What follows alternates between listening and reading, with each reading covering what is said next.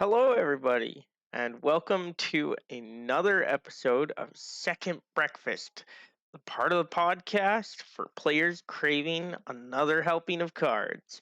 I'm your host, Micah Quantz, and this today is our 30th episode. Wow, I'm super excited here. Um, different studio here. I'm now in my kitchen. I think I've got it set up to where I'll probably be recording out here more, but that doesn't really make a difference or matter to anybody watching. Um, but yeah, so here we're gonna do something a little different again today, as you can probably tell by the page I have booted up here.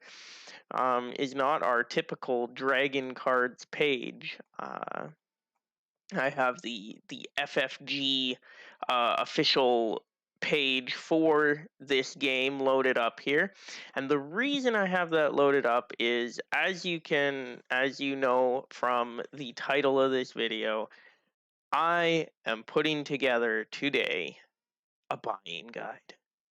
Now, why am I doing a buying guide? Well,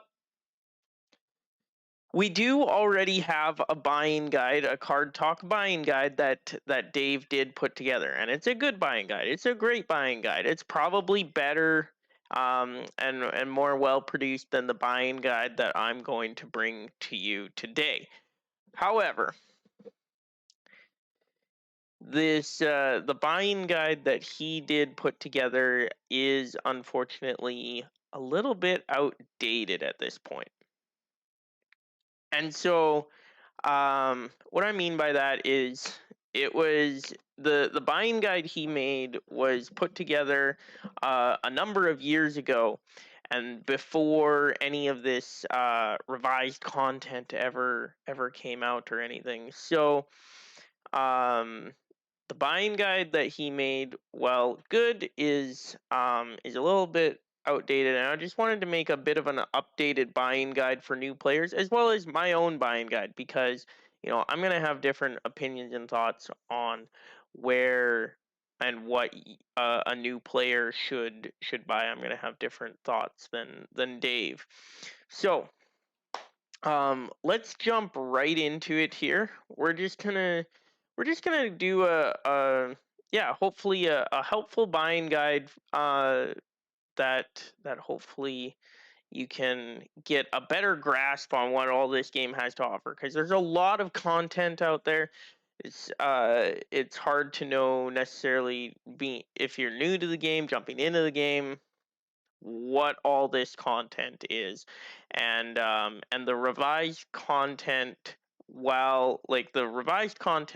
while it is a simpler system, has made it even more confusing because it's added just more products.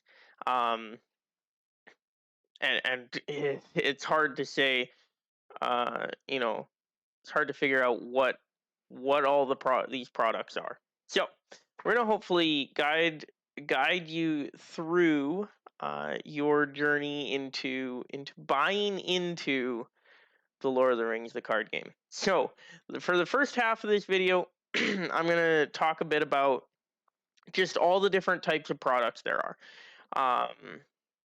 There's a bunch of different kinds of products for this game.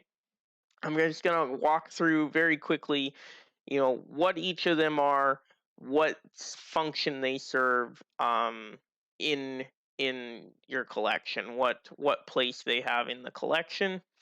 And then from there, once we've talked about all the different types of products and we understand what they are, we're gonna jump into the actual buying guide and my personal recommendations on what I think you should buy first and what you should buy last.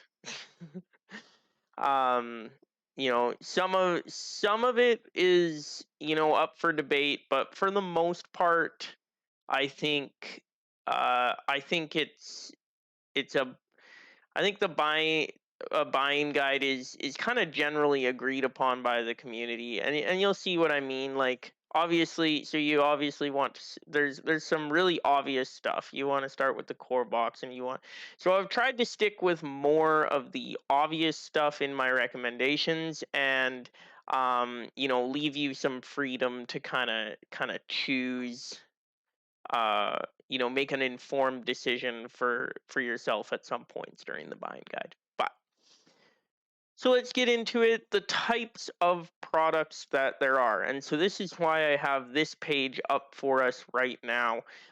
This page here on the FFG website has, all the different types of products released for the Lord of the Rings card game.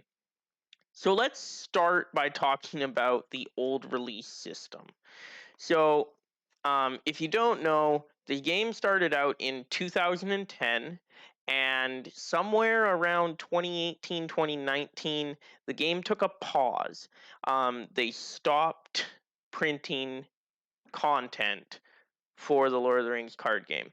Um, and so from the game's initial release in 2010 to that pause, this is the content that we're going to be talking about. This is the old release system, and this stuff is not available in retail anywhere anymore. You might find the odd random straggler pack or two on your local game store shelf, but for the most part, you can't get any of this stuff anymore. So the old release system, obviously there's the core box. Now there is the old core box, there's the revised core box.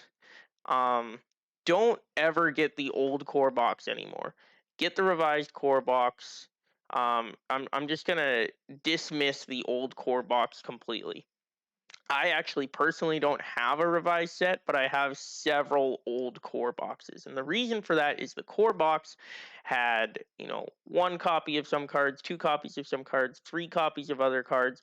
The revised core just has three copies of every card. And when building a deck, you can only have three copies of a card in your deck. You can have up to three copies of any card in your deck, unless the card limits it another way. But um, the revised core is going to give you those three copies of each card immediately. There's some really, really good and useful cards that in the old core box they only gave you one or two copies of. So also there's the different denominations on the tokens, which is really nice in the revised core. So completely disregard the old core set. The revised core set is much better at doing its job. So but back to the old release system here. So you have the core box that's in both the old and the new releases. Now, you also, in the old release system, you had what was called a cycle. So I'm going to bring up, we're going to look at the Dwarrowed Elf cycle here for a minute. So a cycle consists of one deluxe box and 6 adventure packs. Now, the deluxe box would come with like a dump of player cards and 3 quests. The adventure packs are a 60 card deck that comes with a smaller amount of player cards and then 1 quest. Now, in order to play a quest in an adventure pack, you have to have the deluxe box for that cycle. Because it will use some of the cards from the deluxe box for that adventure pack. So keep that in mind. So a cycle is 7 products, 1 deluxe, and 6 adventure packs. And each adventure pack needs the deluxe box in order to play the quest from that adventure, or from that adventure pack. So that's a cycle. And there are a total of 9 cycles in the game. The first one being the Shadows of Mirkwood cycle. Now, the Shadows of Mirkwood cycle is a little bit different because essentially the core box functions as the deluxe for the Shadows of Mirkwood cycle. So there's no actual deluxe for this cycle, it's just the core box and then the Shadows of Mirkwood cycle. Every other cycle, each of the other 9 cycles, contains a deluxe box and then 6 adventure packs. So that's how they used to be released. Now, the other type of expansion that used to be released is Saga expansions. And Saga expansions used to come in essentially each book was 2 boxes. So you have The Hobbit, which was 1 book, and so these expansions would follow the storyline of the books. So The Hobbit was 1 book, came out in 2 boxes. Then you've got The Fellowship of the Ring being 1 book, came out in 2 boxes, The Black Riders, and then The Road Darkens. Then you've got the 2 Towers, The Treason of Saruman, The Land of Shadow, 2 parts, 2 boxes, and so on and so forth, all the way down. And then Return of the King was also 2 boxes. So each of the sagas each book had 2 boxes, and that was the old way of doing the saga expansion release. So that's all the old content. That's how they used to release the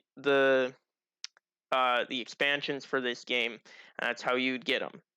Now, what they have done is, since they took that break in printing, they have started to release content based on the new release system, and they've really simplified things here. Now, every cycle now is let's see if I can find one here.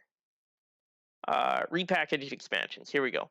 So every cycle now is a hero expansion and a campaign expansion. That's it. So, for instance, we've got the Angmar Awakened cycle. We've got the Angmar Awakened hero expansion. We've got the Angmar Awakened campaign expansion. Now,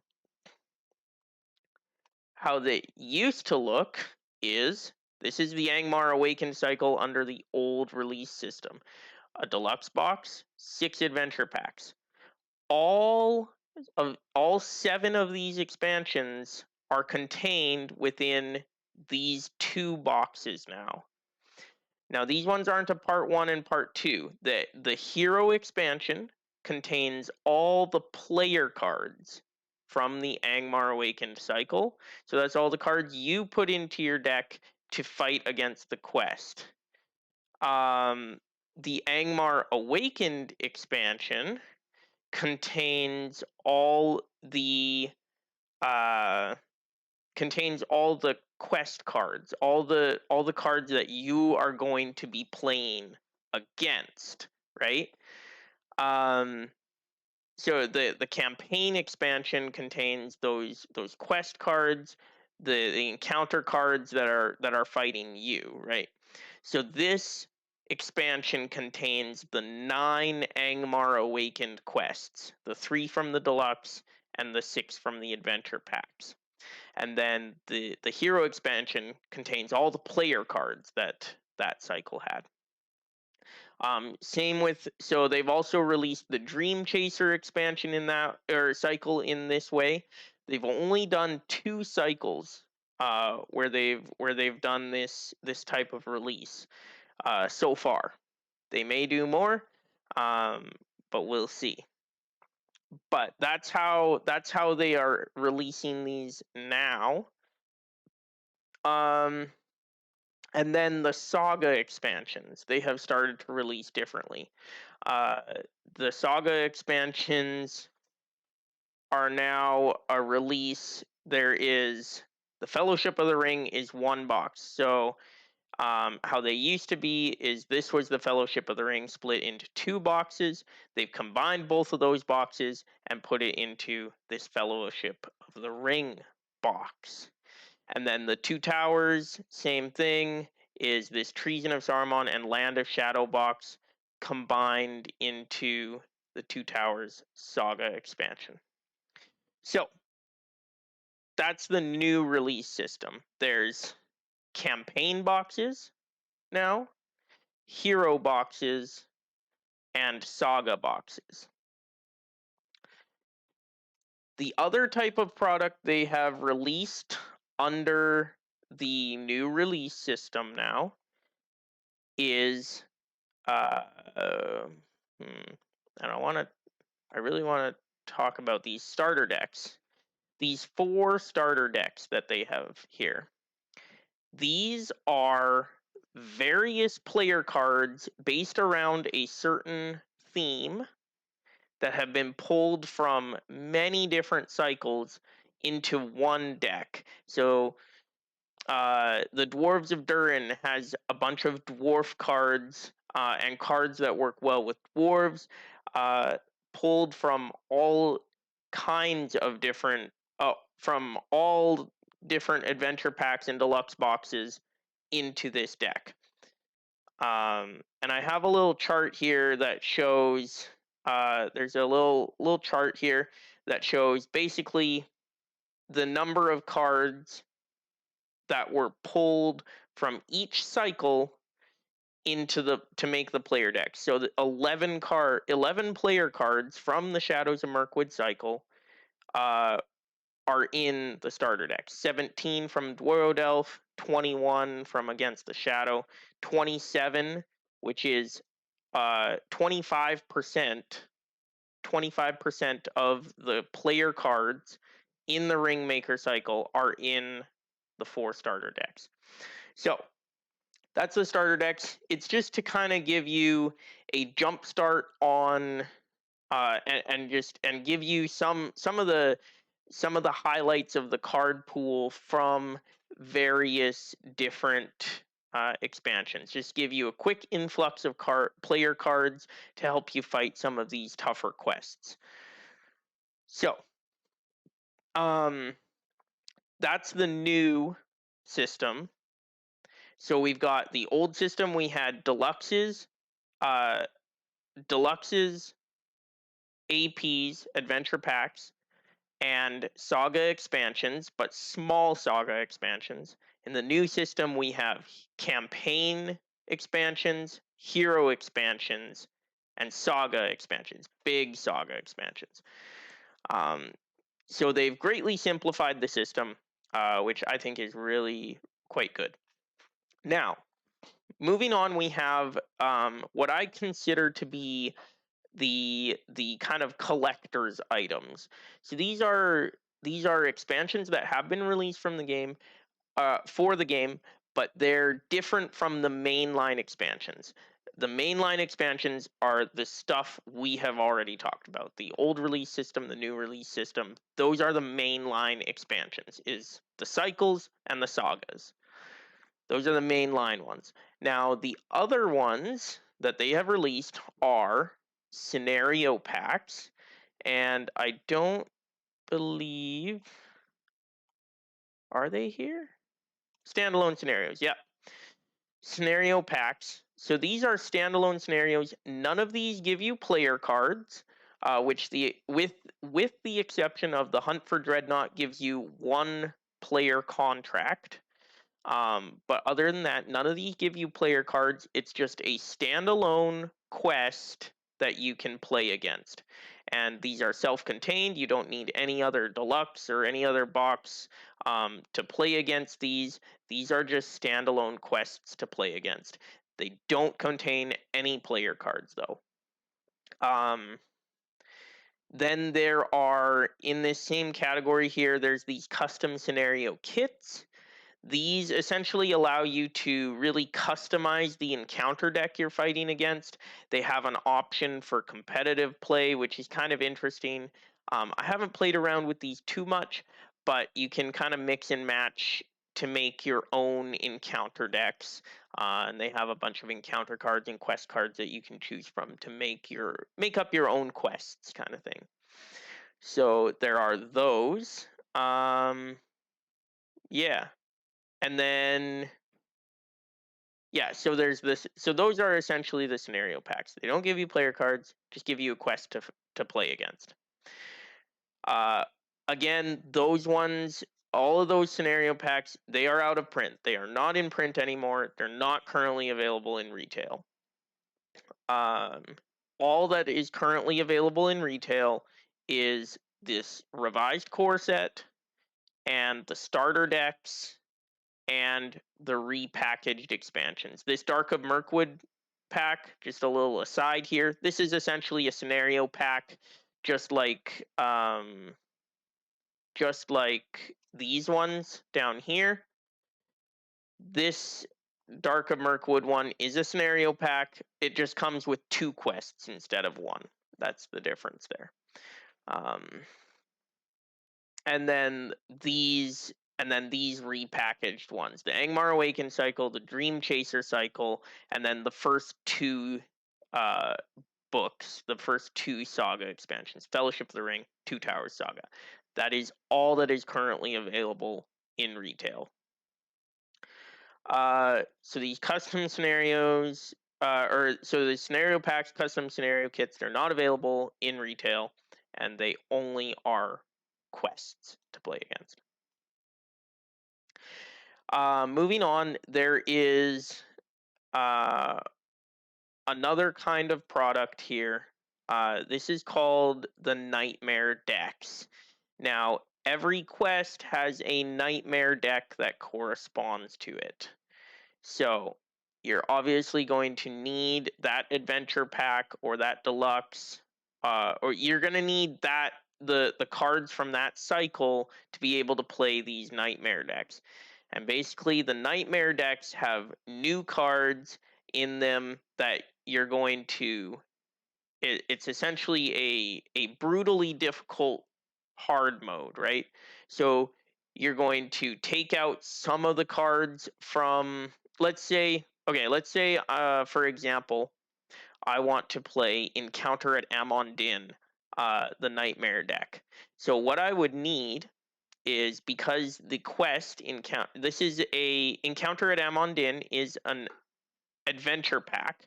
So what I would need is the uh I would need the um Heirs of Numenor deluxe box. I don't need the Heirs of Numenor Nightmare deck. I need the deluxe box so that I can actually play the Encounter at Amon Din quest. Then I would need the Encounter at Amon Din adventure pack, and then I need the Nightmare deck. And what the Nightmare deck is going to do is, I'm going to play Encounter at Amon Din, so then it would take out some cards from the Encounter at Amon Din adventure pack. It would take out some of those cards and replace them with cards from the Nightmare deck. That's going to make the quest harder and possibly and change it up a bit so it's a little more interesting in some ways.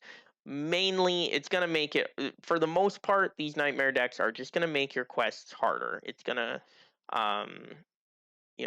it's going to up the difficulty of the game. And so there's Nightmare decks that correspond to all the content up until the Haradrim cycle.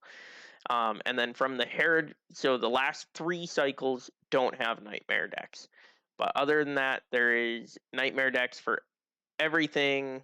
Yeah, and I guess the standalone scenarios don't have Nightmare decks either. But also, they are compatible with the repackaged content.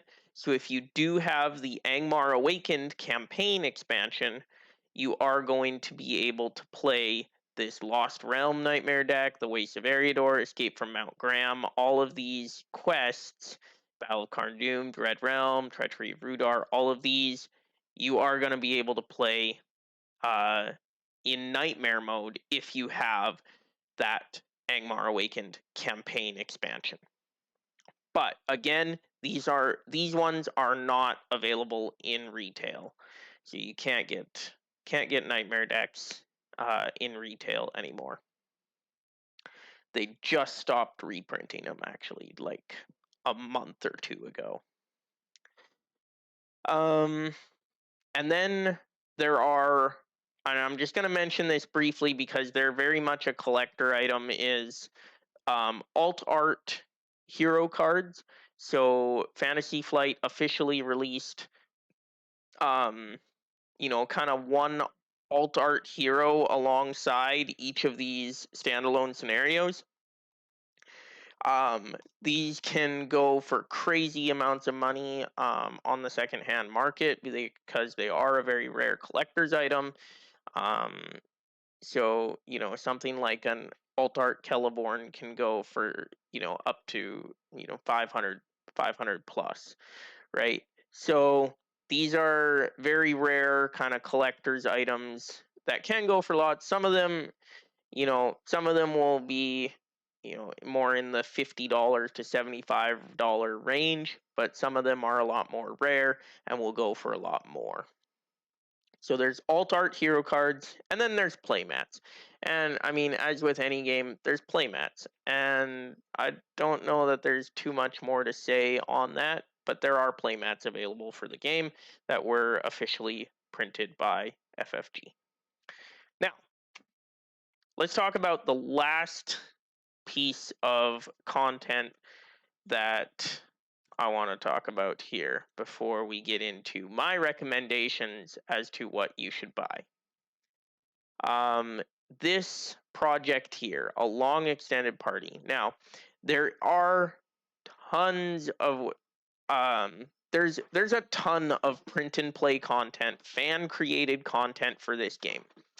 A long extended party, or ALEP, is the most widely recognized and used fan created content for this game.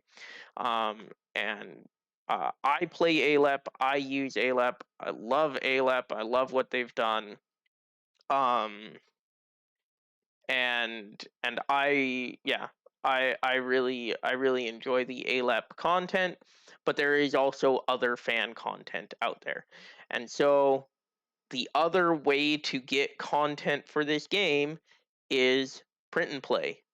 And you can see, let's see, so on the ALEP site, you can go, there's available content here. So all of this stuff is available. They have currently one cycle with a deluxe and 6 adventure packs, and then they have 3 standalone scenarios currently. And so you can go to their printing guides and downloads page. So you can print and play.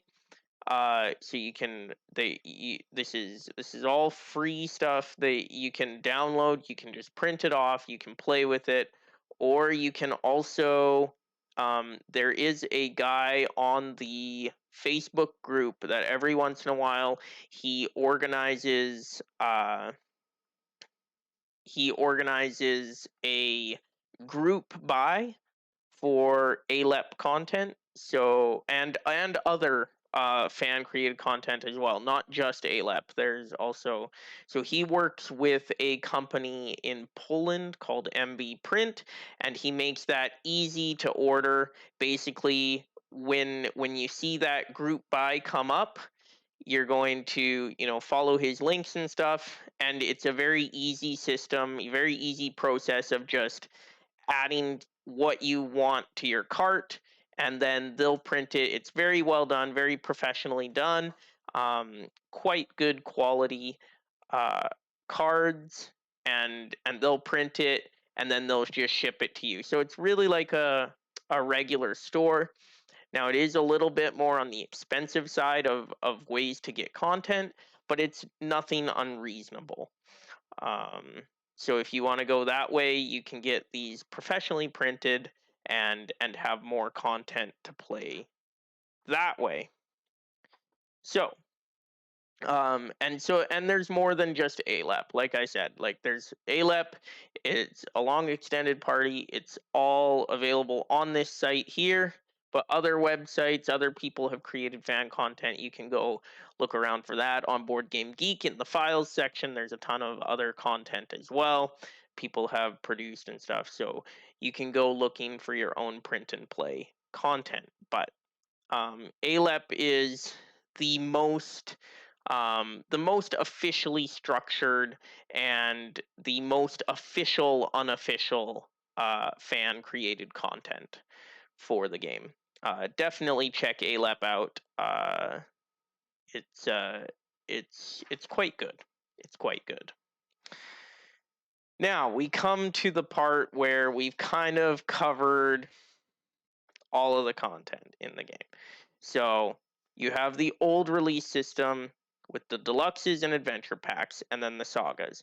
You have the new release system of the mainline stuff where you have the campaign expansions, the hero expansions, the saga expansions, and then the player decks. And then you have the more collectible kind of items with your scenario packs and nightmare decks and stuff like that. And then you have the print and play option. Now, that's a lot of different products. So, what should you buy first? Where do we start with this mess here? Now, I'm going to state the obvious and say, well, you need to start with a core box. And that's really where you should start. And start by buying a core box, and that way you can kind of test the mechanics of the game, see if you like it, see if you is something you want to get into further. It's the starting point for the game. So get a core box. You can't play the rest of the game without core box, so I don't know what else to say there. So that's kind of the boring and obvious first step, right? Now, I will say there is another first step that I would potentially recommend. Um, and I still would lean more towards recommending just getting the core box first because it's a good way to just test if this is something you want to dive into. The other route you can go is buy a used collection. So, I saw this. There's a good place to watch for these collections. They come up, with some amount of frequency. I would say you see these, you see a collection sell probably 2 or 3 times a month. Um, and so it's over on the Facebook group. There's a Lord of the Rings LCG players Facebook group, and then there's a Lord of the Rings LCG buy and sell group. So if you want to look for a collection, keep an eye on that buy and sell group. There's often collections that do come up, and people will sell a whole collection, and you can often score a pretty good deal if you buy the whole thing. That said, it's still a hefty investment to buy a collection. So, for example, this one came up in the Facebook group today. Um, somebody linked their collection they were selling on eBay to the Facebook group, and so this is basically all the content for the game except for nightmare decks. This is pretty much the whole game. Now, the starting bid is 2,200 US dollars, which, if you get it for that price right now, for what is all in there, that's a great deal because there is so much content, and so that's what you're gonna see. Now, sometimes you'll be able to get a partial collection as well. You don't actually, a full collection is probably rarer than a partial collection, but sometimes you'll see a partial collection come up where it'll be 600 or 800 or some other amount. But this is this is a steal of a deal for what is here, but it is a heavy investment. So the other thing I would recommend is before you go off and whoops. before you go and just buy a collection, what I would recommend is you go on over if you're not sure, do I actually want to get into this game? Do I not? Go over to Dragon Cards. I have it linked in my descriptions here. This is what I play. This is what I play on for Second Breakfast to create Second Breakfast content. And so just go on to Dragon Cards, create a free account, create a room, uh, and then and load up a so you can load up your quests. You can load up Passage Through Mirkwood, play the game, play around on here, and play the game a little bit. Familiarize yourself with the rules, learn to play, and then play on Dragon Cards. You can also use this Dragon Card system is meant to be used with Rings DB. This is the Lord of the Rings deck builder, which is another super helpful resource that I also if I don't link it in my descriptions, I should. I think I started linking this in my descriptions, but this is the deck builder. Build some decks here, or just grab a deck that somebody else has built, because there's a ton of deck lists here that people have built. So grab a deck list, try it out. You can go, let's say I want to play this Unlikely Allies deck. You can just go ahead, go download the OCTGN file. So once you do that, you can go back into Dragon Cards, and when you go up to your menu, load, and load OCTGN file, and you can then go to your downloads and load up your deck right here, right? So Unlikely Allies, and boom, you have your deck ready to play. Yeah. Any more help on Dragon Cards and all that? There's also a Discord community and the Facebook group. Just ask questions. The community here is always willing to help you through. How do I play this? How do I get into this? How do I play on Dragon Cards? And somebody will be there to help walk you through it, either on the Facebook group or the League of Cooperative Gaming Discord, which is linked in my description, or our Card Talk Discord, which is also linked in the description. And there's also a Discord for Dragon Cards specifically. So there's lots of Discord channels. There's the Facebook group. Just ask. Just ask. The community is always willing to help.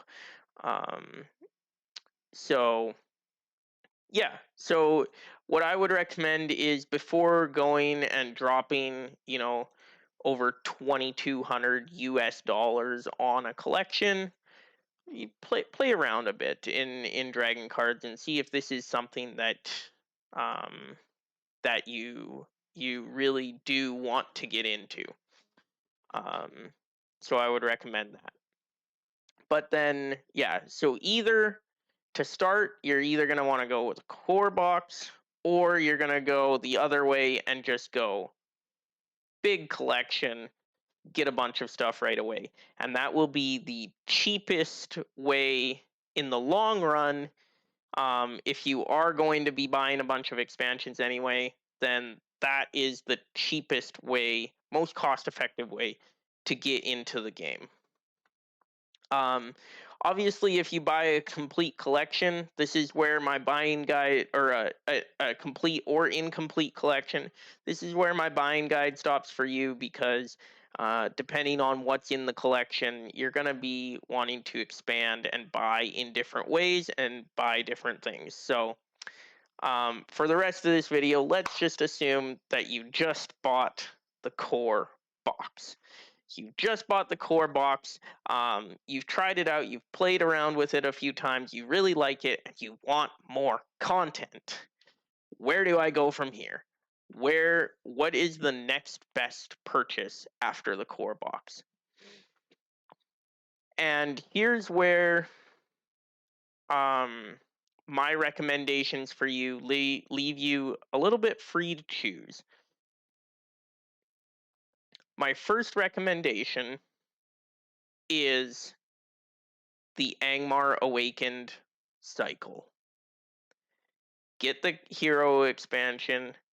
Now, on actually the order to get these, I would probably get the campaign expansion first. And the reason for that is because there are only 3 quests in the core box. You will get tired of those 3 quests fairly quickly. The Angmar Awakened campaign expansion gives you 9 new quests. That triples the amount of quests you can play against. And yeah, so that's going to really open up, the types of quests you're going against and stuff like that. The other reason I recommend getting the campaign expansion is because it's a bit of a trick because getting the campaign expansion, there are going to be quests in this expansion that kick your butt, and it's going to cause you to want to get this hero expansion, more player cards. Uh, so I would recommend get a cycle. Angmar, personally, I would recommend Angmar Awakened. That's mostly on personal preference. I prefer the Angmar cycle to the Dream Chaser cycle. I'm not going to get into all the specifics and details and stuff, but I would recommend the Angmar Awakened campaign expansion and then the hero expansion after the core box. Or, okay, that's one option. The other option is go for the Saga expansion. If you're getting into the Lord of the Rings, the card game, it's probably because you're a fan of the IP. Not necessarily, but often a theme really is what sells you on a game. At least for me. I don't know. Other people, have different opinions and preferences on that. But the Saga expansions take you through the story of the books, and that's their main selling point. Now, this Fellowship of the Ring Saga expansion, it won't give you as many quests as the campaign expansion. It only comes with 6 quests, and it won't give you as many player cards as the hero expansion.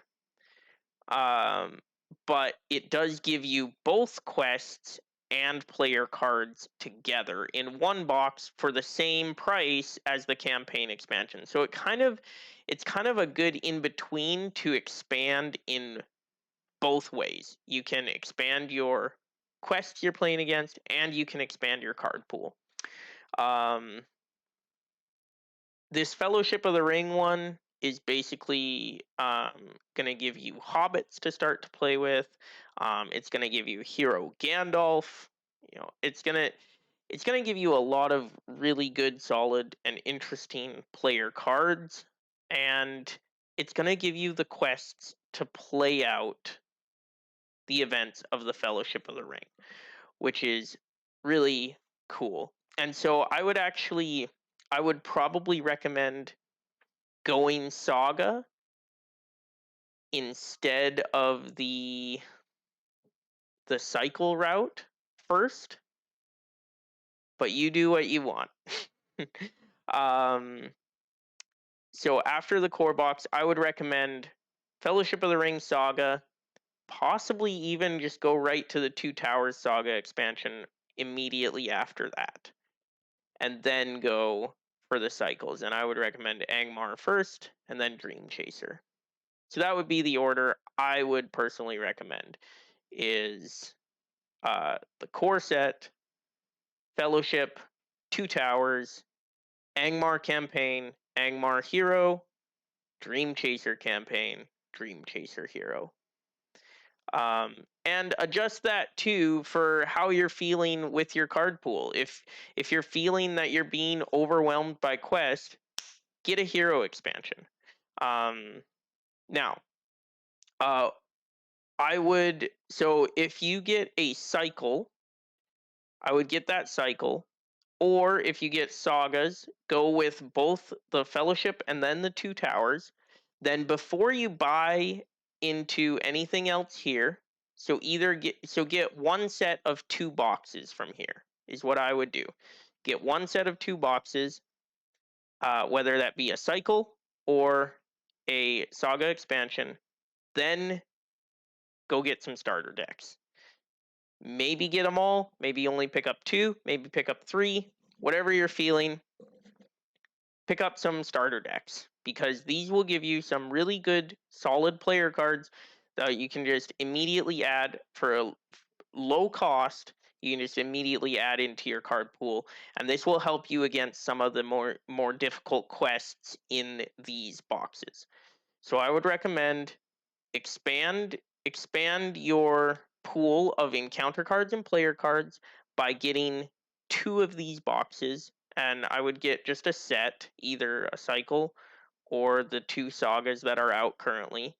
The third saga, The Return of the King, is, as far as we know, coming out yet. But yeah, get a pair of boxes and then go visit some of the starter decks. Get the ones that interest you, basically. I would say probably the Riders of Rohan is probably the weakest starter deck. So if that makes a difference to you, and probably the Dwarves of Durin being the strongest starter deck. So if that makes a difference or changes your opinion at all, that's that's what I would say there. But I would even recommend getting all 4 of these. They're great. They're great to have those extra player cards there. So then, once you've gotten starter decks, then go back down here and get some of these other expansions. And just as you go, continue to just clean up these reprinted expansions. Don't bother with getting anything outside of retail until you have bought everything that the reprints. Unless you got a used collection, don't bother getting anything outside of retail until you have gotten everything that is in retail. Just buy everything that is available in retail. So core box, a set of 2 boxes, then starter decks, and then buy the rest of the reprints as you see fit. Okay. From this point on, if you've bought all the reprints and you want more content, this is the point where you essentially become a Lord of the Rings LCG collector or enthusiast. Because let me tell you, content is getting harder and harder to find and is becoming more and more rare and it continues to go up in value. So, but if you are looking for more, here's where you start. Some of these cycles that have not yet been repackaged. So there's only 2 cycles that have currently been repackaged. There's the Angmar Awakened and the Dream Chaser cycle. That leaves Shadows of Mirkwood, Dworodelf, Against the Shadow, Ringmaker, Haradrim, Arid Mithrin, and Vengeance of Mordor cycles that have not been reprinted. So that's a lot of content that you can now go look into buying, and you have to decide what order you're going to get this stuff in. So let's go back over here. Now, what I recommend is, because if you have followed the buying guide to this point, because you're going to have the player decks already, you're going to want to start with the cycles that are going to give you the least amount of duplicate cards. The Ringmaker cycle is one of the last cycles you should buy. It has the most amount of cards that were contained in the player decks. 25% of your player cards are found in the Ringmaker cycle.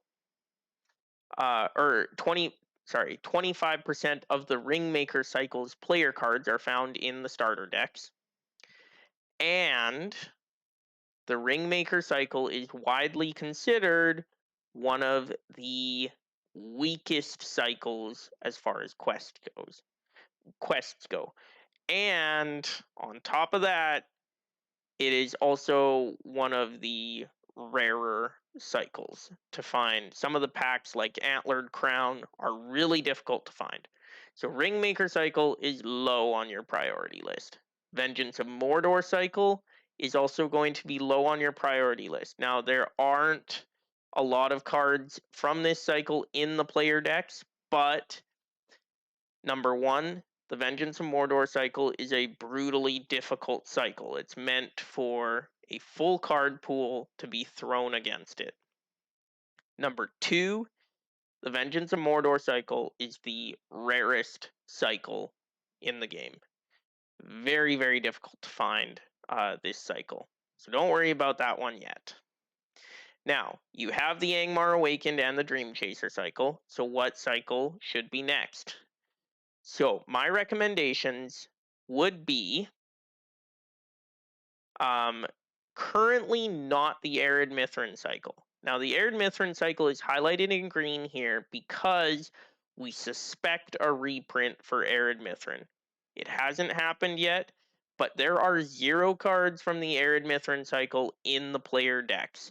For that reason, we suspect that Arid Mithrin is getting a reprint. And as you can see, the ones that have been reprinted so far, the Angmar Awakened, Dream Chaser, the Lord of the Rings sagas, these ones do not have cards in the player decks, except for one, the Dream Chaser.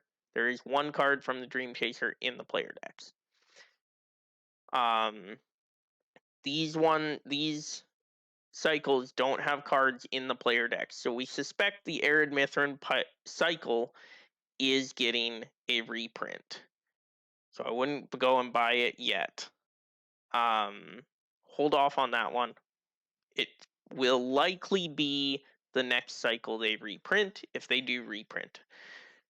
And if you're going purely by cards here, you can see the Hobbit sagas.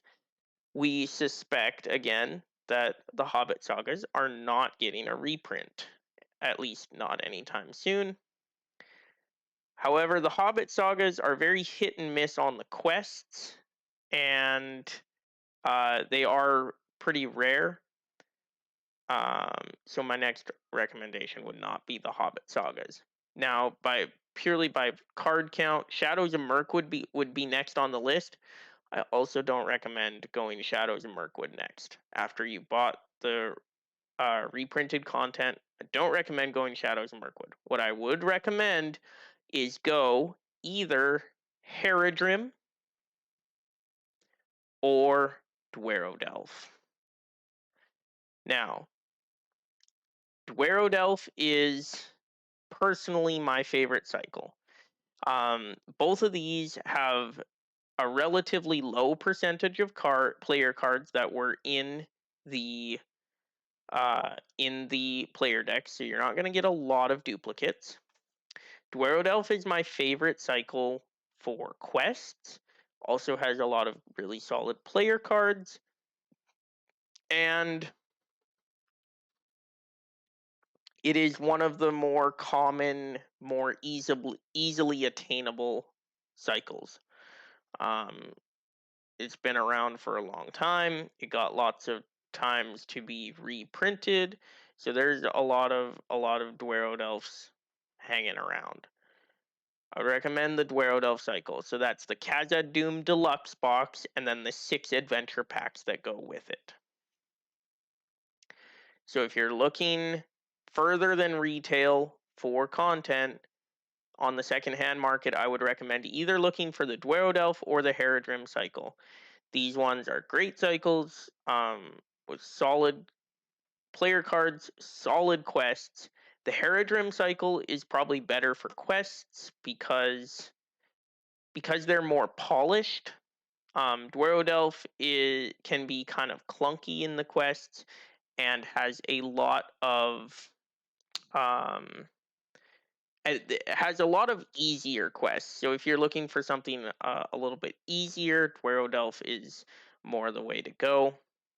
Haradrim is a lot more polished in the quests, but the player cards in Haradrim are also more refined. A lot of them are more niche because it's later in the life of the game. A lot of them, I remember going through the Haradrim cards and thinking, like, these player cards more than any other cycle I have gone through. Um, the player cards for the Haradrim, I believe, are essentially the most kind of edge case use cards. They're not gonna. There's not a whole lot of solid cards you're gonna be putting into every deck in the Haradrim cycle, whereas the Dwerodelf has a lot more, I would say, essential player cards. Um, but again, and it depends on what you're wanting to explore. Are you wanting to explore the deserts of Harad and the in the east and or are you wanting to explore, the mines and the Dwerodelf? Essentially, are you wanting to explore under the Misty Mountains? Are you wanting dwarves? Are you wanting Haradrim? Um, well, to put that, and the desert and all that kind of stuff. So it's also a matter of taste there as well. I would personally recommend Dwerodelf, then Haradrim. Then if you still want more, I would probably recommend going back to Shadows of Mirkwood because it's really interesting to see where the game came from. The quests in Shadows of Mirkwood are the least polished of any quest in the game, um, with some of them even just being bad quests. But player cards wise, there's some really solid player cards and stuff in the Shadows of Mirkwood cycle, and again, you're getting the least amount of duplicates, and um, the Shadows of Mirkwood cycle is some of the easiest cycle content in the game to find on the secondhand market, uh, because it has been around the longest, and you can there's 6 adventure packs in this cycle that you got to go and pick up. Um, so find those adventure packs wherever you can, and usually they're not that highly priced. So I would go Dwerodelf, Haradrim, Shadows of Mirkwood, then probably Against the Shadow, then Hobbit Sagas, then Ringmaker, then Vengeance of Mordor. Only get Vengeance of Mordor as kind of your crown to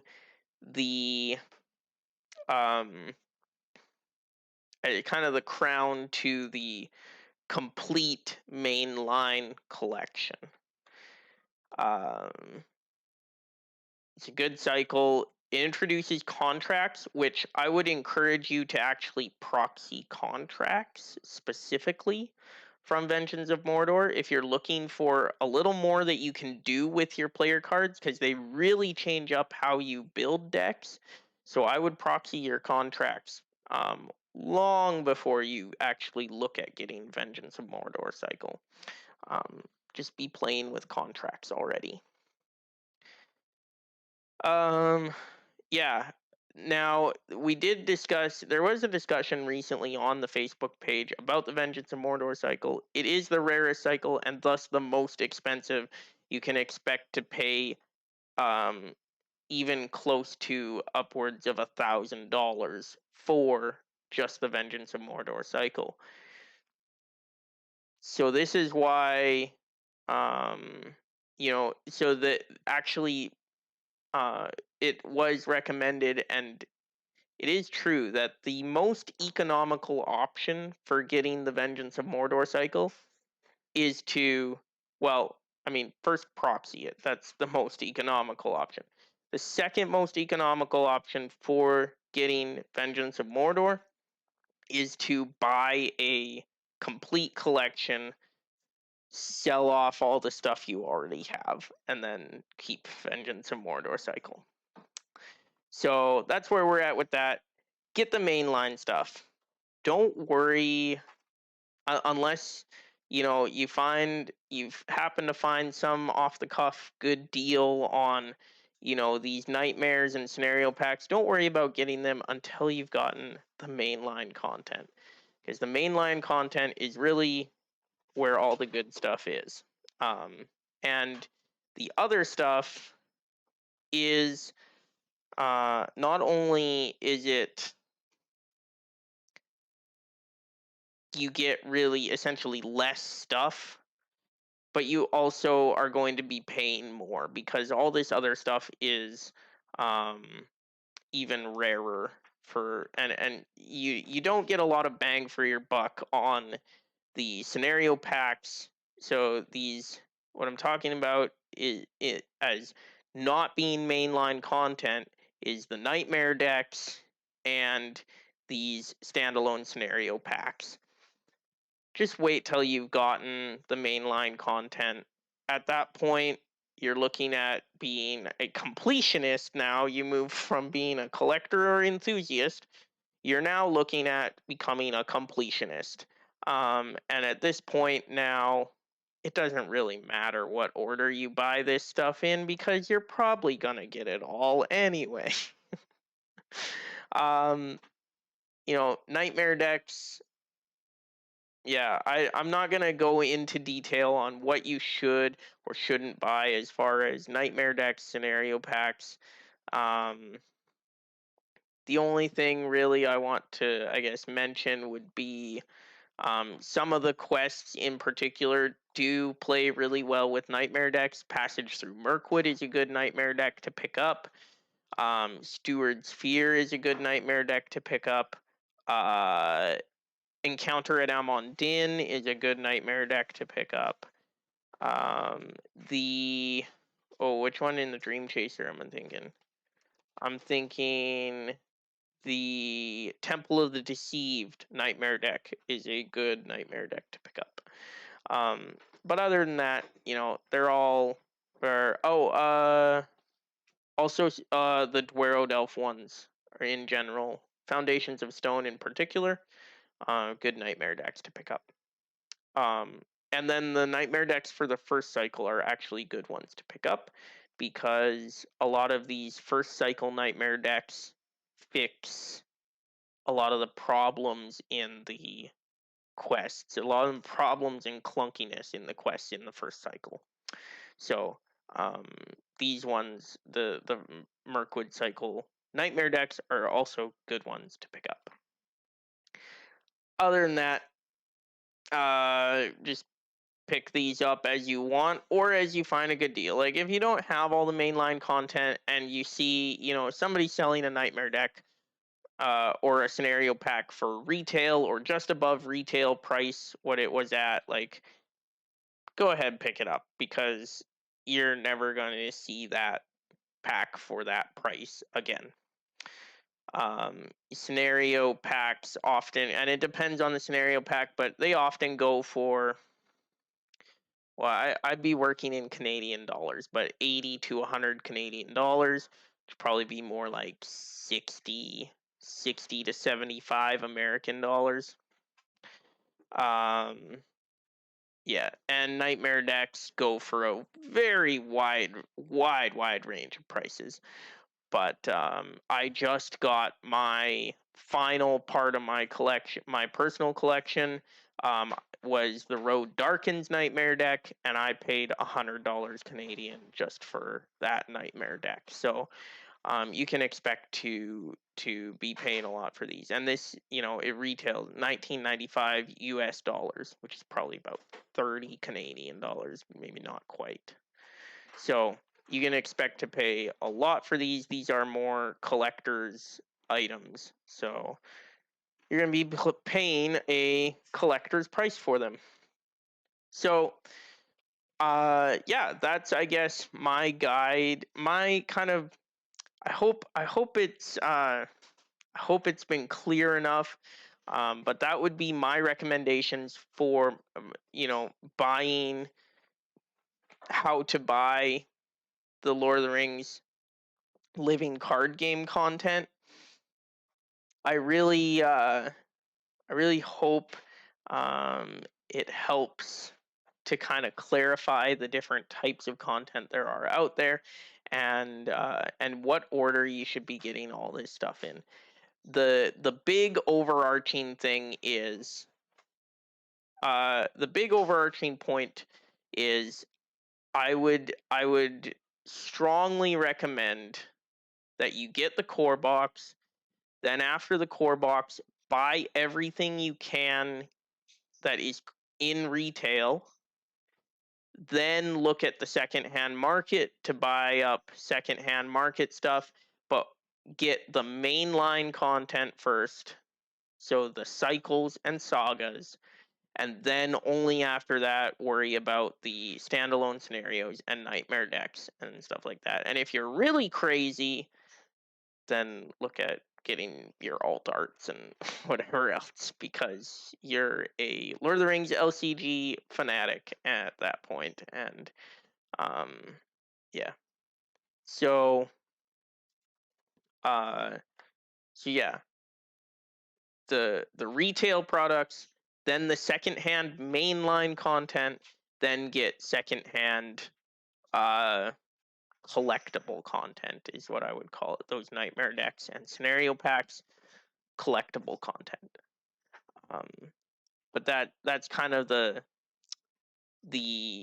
progression, the kind of three separate distinct blocks you should be buying in, and then within those blocks you've got a little bit of freedom to kind of play around with that and choose what you want to get. But yeah, so that's my buying guide. I know it's been a long extended buying guide, but hopefully that kind of helps clarify the types of content that you're looking to get, um, and a little bit, and hopefully that informs you a little bit on kind of the order you should be looking to get these kinds of things in. Also, before we wrap up, again, this is my second breakfast card talk promo card. So if you're looking at expanding your collection, all you got to do is hop onto our Discord or shoot us an email at cardtalk2018.com or at gmail.com. Cardtalk2018 at gmail.com. Or hop onto our Discord, links in the description, and just let me know that you want this card. It will expand your collection. So there's an alt art Gandalf. This hero Gandalf can be found in the Fellowship of the Ring saga expansion, or found right here on this channel. And then this is an example of fan-made content. Arondir here. Yeah, so it gives you two new heroes to play around with. If you're interested in expanding your collection, just jump on Discord, tell me, hey, I want this card, and we'll figure out your mailing address and stuff, and get that to you. So if you're looking to expand your collection, quick, easy, and free way to expand your collection. Yeah. Next week, or 2 weeks from now, I should say, 2 weeks from now, I will be back with another regularly scheduled challenge, regularly scheduled second breakfast. But just wanted to do something a little bit different, and kind of give everybody out there a bit of an updated buying guide for this game. So yeah, we'll see you all next time, and as always, have fun, play cards, and stay hungry. See you on the next one.